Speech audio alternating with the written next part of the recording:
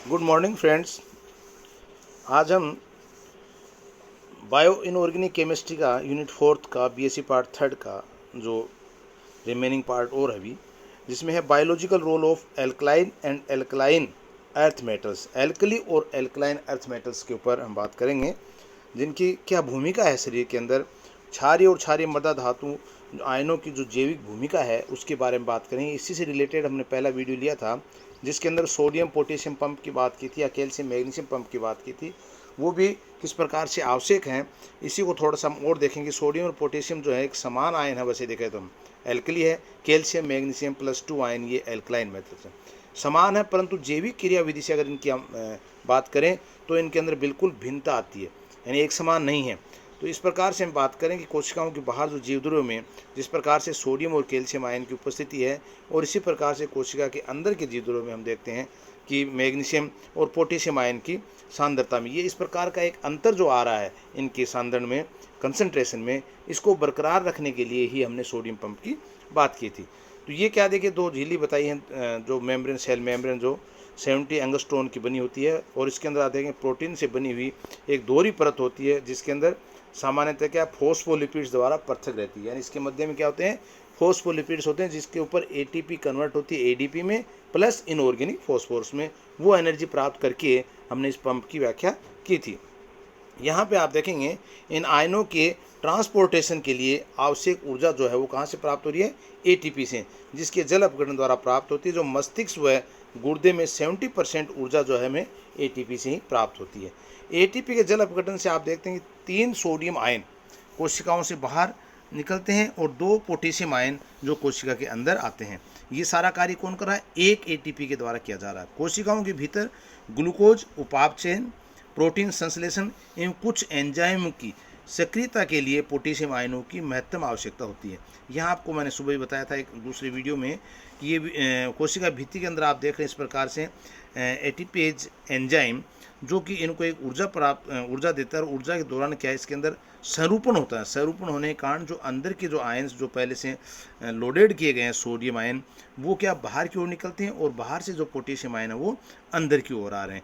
इसके बाद हम देखते हैं अन्य और भी एलिमेंट्स हैं जिनका क्या रोल हो सकता है। तो रोल ऑफ फॉस्फोरस का बात करें, शरीर की हड्डियों तथा दांतों के विकास में फॉस्फेट के रूप में अत्यंत उपयोगी है। ये पीएच को नियंत्रित करता है, और स्रोत के रूप में हम कहते हैं एडीपी, एटीपी, सह एंजाइम एनएडीपी, इनमें सब में क्या फॉस्फोरस है, तो इनकी बात हम कर रहे हैं। इसी प्रकार से रोल ऑफ आयरन, आयरन क्या, जिस प्रकार से हमने देखा हीमोग्लोबिन, मायोग्लोबिन, इसी प्रकार से साइटोक्रोम्स, इनके अंदर भी क्या है, आयरन पाया जाता है। तो ये जिस वजह से हम कहते हैं आयरन की कमी से शरीर में एनीमिया रोग हो जाता है।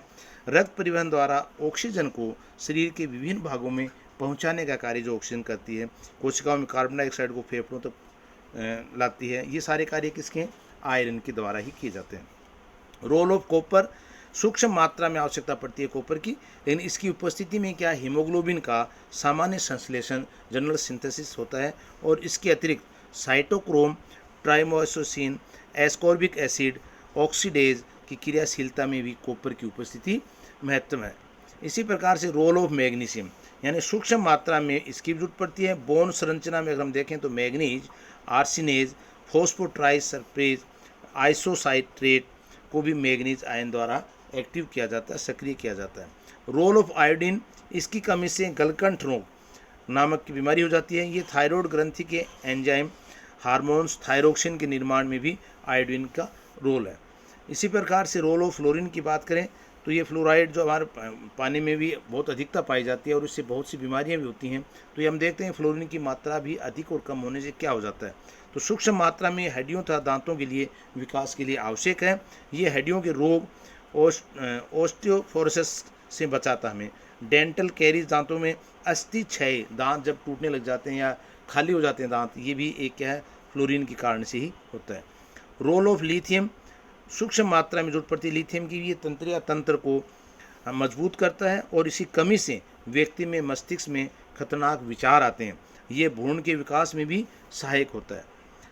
तो इस प्रकार से हम देखते हैं कि संकुचन जब होता है मांसपेशियों में तो ये ढीली पड़ने लग जाती हैं, और SR की जहाँ बात कर रहे थे, कैल्शियम आयन पुनः अवशोषित कर लिए जाते हैं। जब कैल्शियम आयन की बात कर रहे हैं तो इस प्रकार से कैल्शियम आयन की सांद्रता संतुलन से तंत्रिका तंत्र एवं दिल की धड़कन का सही बना रहना। एटीपी में भी क्या होता है, कैल्शियम होते हैं। एटीपी से एडीपी परिवर्तन से ऊर्जा मुक्त होती है और इस प्रक्रम में काम आने वाला उत्प्रेरक जो है वो क्या है, फोस्फोहाइड्रोलेसेज एवं फोस्फोट्राइफ्रेसिस में मैग्नीशियम आयन होते हैं, जो मैग्नीशियम और कैल्शियम पंप सुचारू रूप से इससे कार्य करता रहे। प्रोटीन के संरूपण और संरचना को स्थायीकृत करने के कार्य को में भी कैल्शियम की महत्तम आवश्यकता है। विभिन्न ग्रंथियों ग्लैंड्स में पेशिकाओं को दबाकर संकुचित करने और उनमें से विभिन्न हार्मोन्स को स्रावित करने का कार्य भी कैल्शियम ही करता है। इन ब्लड कैपिलरीज में अगर हम देखें तो खून का थक्का बनने में आरबीसी कैल्शियम +2 की उपस्थिति में कटे भाग पर एक झिल्ली का निर्माण कर लेती हैं, जिससे क्या होता है, रक्त का थक्का बन जाता है। अगर ये थक्का बनना नहीं रहे तो क्या रक्त लगातार बहता रहेगा और मृत्यु तक हो जाती है। तो रक्त के थक्के बनने के अंदर भी ये सहायक है, जिससे खून का बहना रुक जाता है। शरीर में ठोस हड्डियों से बना हुआ जैसे कैल्शियम फॉस्फेट Ca3PO4 का होल ट्वाइस से बनी होती हैं, जिसमें क्या है, कैल्शियम की भूमिका है। पौधों की कोशिका भित्ति का प्रमुख अवयव भी क्या है, कैल्शियम पिक्टेट होता है, जो कैल्शियम के पिक्टेट के साथ संयोग से बनता है। ये दांतों के एपिटाइट का भी महत्वपूर्ण हिस्सा बनाने में काम आते हैं। दांतों की ऊपरी परत एनामल जो लगी होती है उसमें क्या होता है, फ्लोरो एपिटाइट नामक केमिकल होता है, जो है Ca3PO4 का होल ट्वाइस CaF2, जिसको बोलते हैं फ्लोरो एपिटाइट के रूप में भी कैल्शियम महत्वपूर्ण है। कैल्शियम के अतिरिक्त जो तत्व और भी शरीर में पाए जाते हैं वो कौन से हैं, देखिए रोल ऑफ क्लोरीन की बात कर लें हम तो क्लोरीन आमाशय में पाचन के लिए आवश्यक अम्ल HCl का निर्माण करता है, प्राशन दाब का नियंत्रण करता है, एंजाइम एमाइलेज के एक्टिव करने के में भी सहायक है क्लोरीन। रोल ऑफ सल्फर जैविक अणुओं का संगठन है ये, जिसमें एमिनो एसिड्स में बात करें सिस्टीडीन है, थायमीन है, बायोटीन, इंसुलिन एटसेट्रा जैव संश्लेषण में उपयोगी सल्फर है, जिसमें कोएंजाइम ए लिपोपाइक अम्ल में भी सल्फर उपस्थित रहता है। अब आता है आगे इसमें अंदर कि रोल ऑफ कैल्शियम आयन का, जिस तरह से भूमिका की बात कर रहे हैं कि कैल्शियम आयन का और महत्वपूर्ण रोल क्या हो सकता है बायोलॉजिकल पॉइंट ऑफ से। तो आपने सीपी और घोंगा ये जलचर जो जीव संरचना में देखें आपने, इनको एक आकार प्रदान करने में इसका पूरा रोल है, जो कैल्शियम कार्बोनेट का ढांचा इनका बना होता है, यानी शरीर की संरचना को आधार प्रदान भी करता है। कैल्शियम आयन सामान्यतः ऊतकों में कणिकाओं के रूप में जमा होते हैं और आवश्यकता पड़ने पर इनका विभिन्न कार्यों में सहयोग लिया जाता है। कोशिका भित्ति में कुछ प्रोटीन ऐसे होते हैं जो कैल्शियम आयनों को आकर्षित करके बांध के रखते हैं और आवश्यकता पड़ने पर इन्हें मुक्त भी कर सकते हैं। जैसे प्रोटीन में हम बात करें ट्रोपोनिन, ट्रोपोनिन क्या है, ये एक उच्च प्रजातियों की मांसपेशियों में संकुचन को नियंत्रित करता है एक प्रोटीन जो है ट्रोपोनिन। इसी प्रकार से परवल ब्रेमिन जो मछली तथा उभयचर जंतुओं में भी मांसपेशियों उभयचर जंतुओं को अंदर भी नियंत्रित करने में, संकुचन की क्रिया को नियंत्रित करने में सहायक है।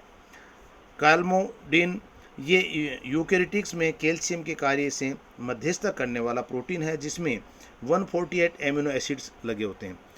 इसी प्रकार से थर्मोलाइसिन ये उष्मा के प्रति, नाम से भी संबंधित, उष्मा के प्रति स्थायी है, जो कैल्शियम आयन और जिंक आयनों को बांधने का वाला है और एंजाइम की टेट्राहाइड्रल संरचना बनाए रखने में भी सहायक है, थर्मोमाइसिलिन। इसी प्रकार से कॉनकेवलिन ये क्या डायमर होता है, द्विलक के रूप में पाया जाता है, जो कैल्शियम और मैग्नीशियम को बांधने का कार्य करता है, जिससे शर्करा को बचाया जा सकता है। स्ट्रेप्टोलोक्सिन ये क्या होता है, 149 एमिनो एसिड्स इसमें होते हैं, इकाइयों से बना होता है, जो प्रोटीन कैल्शियम की उपस्थिति में डीएनए और अन्य के जल अपघटन में इसको प्रयुक्त किया जाता है। और भी कुछ हैं जो थोड़े से कैल्शियम की ओर देख सकते हैं, क्योंकि अलग से टॉपिक दे रखा आपका इसमें कि तो शरीर की कोशिकाओं के भीतर के जीवद्रव्य में पोटेशियम के साथ साथ मैग्नीशियम उसी प्रकार रहता है जहाँ से बाहर भी जीवद्रव्य में आयनिक संतुलन बनाने में सोडियम आयनों के साथ जैसे कैल्शियम पाया जाता है।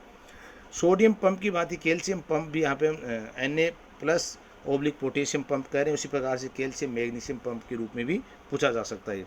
तंत्रिकाओं या नसों नर्व्स के आवेग इम्पल्सन से में जब संकुचन होता है या पेशियों के संकुचन से उनमें सेक्रोप्लाज्मिक रेटिकुलम यानी SR जिसको हम कहते हैं सेक्रोप्लाज्मिक रेटिकुलम से कैल्शियम आयन मुक्त हो जाते हैं और SR के मोचन रिलीज से अत्यंत सूक्ष्म समय जो कैल्शियम आयन की सांद्रता हो इससे 100 गुना तक बढ़ जाती है। तो इस प्रकार से कैल्शियम आयन जो शरीर के लिए भी अति आवश्यक है। Thank you.